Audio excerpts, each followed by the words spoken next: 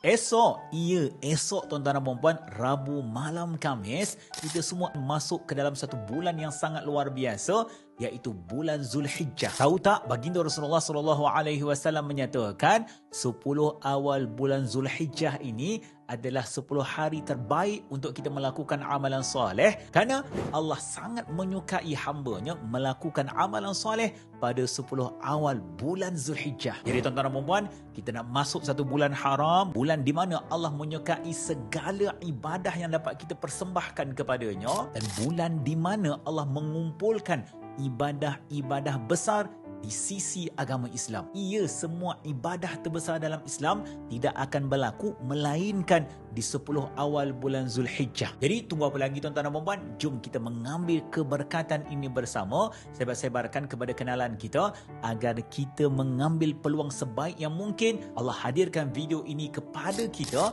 untuk kita bersedia dengan hari yang sangat luar biasa ini, dan kita bersama-sama tuan-tuan untuk menyebarkan kepada mereka yang tersayang. Terima kasih ya Allah kerana izinkan kami untuk masuk di hari dan bulan yang sangat mulia ini. Moga Allah mudahkan segala urusan. Alhamdulillah. Jom berterima kasih kepada Allah.